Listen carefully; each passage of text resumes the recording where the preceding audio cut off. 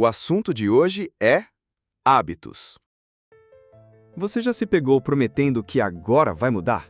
Que vai acordar cedo, comer melhor, parar de procrastinar, cuidar da mente, do corpo, da vida. E dias depois se viu voltando exatamente para os mesmos padrões de antes, como se estivesse preso a uma versão de si que você nem gosta mais. A maioria das pessoas acredita que o problema está na força de vontade. Mas a verdade é muito mais profunda e também mais libertadora. Você não falha porque é fraco. Você falha porque o seu cérebro foi treinado para economizar energia. E hábitos, sejam bons ou ruins, são o atalho perfeito para isso. Por trás de cada repetição diária existe um circuito neural enraizado. O cérebro aprende a automatizar comportamentos para não ter que decidir o tempo todo. E assim, sem perceber, você acorda, vive e adormece num piloto automático emocional e comportamental, onde mudar parece impossível. Mas mudar é possível. E a neurociência tem provas disso. Você só precisa entender como sua mente constrói e destrói hábitos.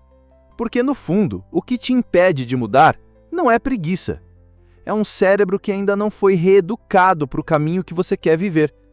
Neste vídeo, você vai descobrir por que hábitos são tão difíceis de mudar, como o cérebro se apega a padrões automáticos e, mais importante, como você pode começar hoje a reprogramar sua mente com ciência, consciência e compaixão.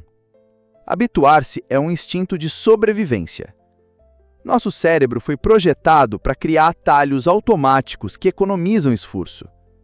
Se cada ação do dia exigisse atenção total, estaríamos esgotados antes mesmo do meio-dia. Por isso, o cérebro identifica padrões e os transforma em rotinas automáticas, ou seja, hábitos.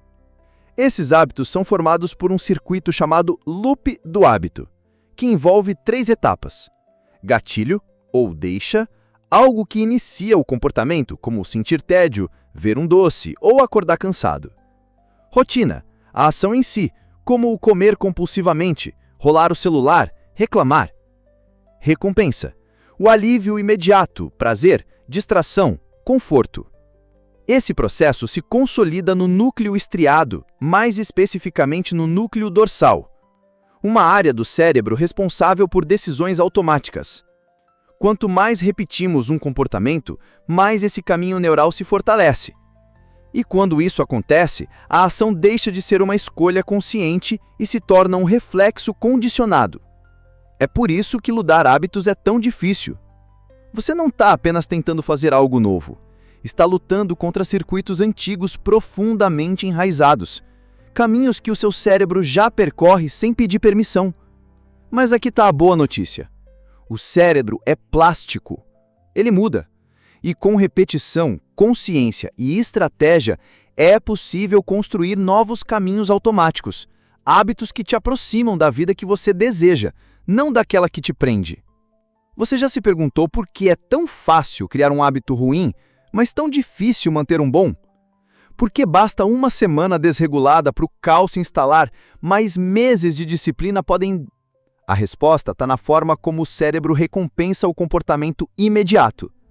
Hábitos ruins, em geral, oferecem uma recompensa instantânea. Comer algo ultraprocessado traz prazer imediato. Checar redes sociais ativa a dopamina em segundos. Reclamar alivia a tensão interna momentaneamente.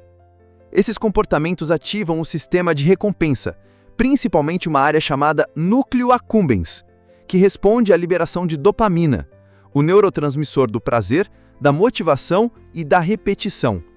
Quanto mais rápida e intensa a liberação de dopamina, mais o cérebro grava aquele comportamento como positivo, mesmo que ele traga prejuízo a longo prazo. É como se o cérebro dissesse: se me dá alívio agora, então vale a pena. Ele não pensa no futuro, ele responde ao presente imediato. Já os bons hábitos, como meditar, se exercitar, estudar ou dormir cedo, oferecem recompensas tardias. O bem-estar vem com o tempo, com repetição, com esforço. E para o cérebro primitivo, isso é desinteressante no curto prazo. É por isso que a jornada de mudar hábitos exige consciência, paciência e estrutura. Você precisa, pouco a pouco, ensinar ao seu cérebro que o que parece chato agora é o que constrói a verdadeira liberdade depois. Você já se culpou por não ter força de vontade? Já se olhou no espelho e pensou: eu sou fraco, eu não tenho disciplina, eu nunca vou conseguir? Essa ideia, além de cruel, é cientificamente falsa. A força de vontade não é uma falha de caráter. Ela é um recurso limitado. Funciona como uma bateria que se esgota ao longo do dia. Cada decisão que você toma, cada escolha que exige esforço, consome energia do córtex pré-frontal, a região do cérebro responsável pelo autocontrole, planejamento e tomada de decisões conscientes. Estudos mostram que quanto mais decisões uma pessoa toma ao longo do dia, maior a chance de tomar decisões impulsivas à noite, como comer mal, procrastinar ou agir por impulso. É o que chamamos de fadiga da decisão. É por isso que confiar apenas na força de vontade para mudar hábitos é um caminho frustrante. Ela falha, ela oscila, ela se esgota. O que realmente sustenta a mudança são os sistemas, os gatilhos planejados, os ambientes favoráveis, os rituais que reduzem o esforço da decisão. Ou seja, hábitos não se mantêm por força, eles se mantêm por estrutura. Você não precisa se tornar alguém mais forte, você precisa se tornar alguém mais estratégico. E isso é algo que qualquer pessoa pode aprender, inclusive você. Criar um novo hábito não depende de motivação, depende de repetição, contexto e recompensa. O cérebro precisa ser treinado como um músculo, não com esforço pontual, mas com consistência leve e diária. Para que um hábito seja realmente incorporado, o cérebro precisa identificar um gatilho claro, uma rotina simples e uma recompensa imediata. Isso forma o que os neurocientistas chamam de ciclo de habituação. Veja como aplicar isso de forma prática. Defina o gatilho, algo que aconteça todos os dias, como acordar, escovar os dentes ou terminar uma refeição. Associe uma ação simples, como beber um copo de água, fazer uma respiração profunda ou escrever uma frase de gratidão. Crie uma recompensa simbólica, um elogio mental, um check em um caderno ou até um momento de silêncio. Mesmo que pareça pequeno, isso cria associações neurais que se fortalecem com o tempo. A neurociência mostra que hábitos novos precisam de repetição em ambiente estável para se consolidarem. Isso envolve a ativação do estriado dorsolateral, região responsável por automatizar comportamentos. A chave aqui é: comece pequeno demais para falhar. O cérebro resiste a mudanças bruscas, mas adora repetir o que já conhece. Quando você ensina algo simples, ele não vê como ameaça, ele aprende. E quanto mais repete, mais fácil fica, porque o caminho neural se fortalece como uma trilha na floresta. Quanto mais você passa por ela, mais clara ela se torna. Você já estava indo bem. O novo hábito parecia firme, a rotina estava encaixada e, de repente, tudo desmorona. Uma recaída, um dia ruim que vira uma semana, uma falha que parece jogar fora todo o progresso. Mas calma, isso é mais comum e mais humano do que você imagina. O cérebro tem um mecanismo chamado memória associativa de recompensas.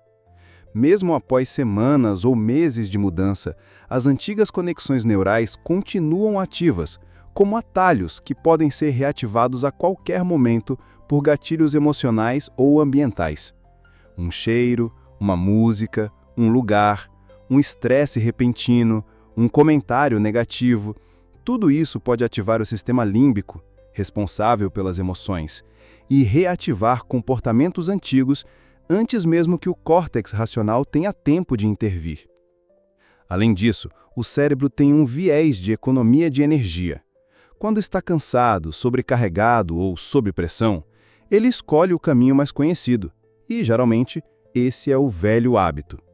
Mas aqui está o ponto crucial. Recaída não é fracasso.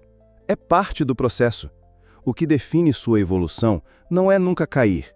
É aprender a se levantar com mais consciência, mais rápido e com menos culpa. A neurociência nos mostra que cada tentativa, mesmo que falha, reforça o circuito da intenção. Cada vez que você recomeça, o seu cérebro aprende que você não desiste de si mesmo. E isso, por si só, já é um novo hábito sendo formado. Você já tentou mudar, mas parecia que tudo ao seu redor conspirava contra? Como se o ambiente estivesse programado para te puxar de volta? Isso acontece porque o ambiente é um dos fatores mais poderosos na construção ou sabotagem de um hábito. A neurociência comportamental mostra que o cérebro é extremamente sensível a gatilhos externos.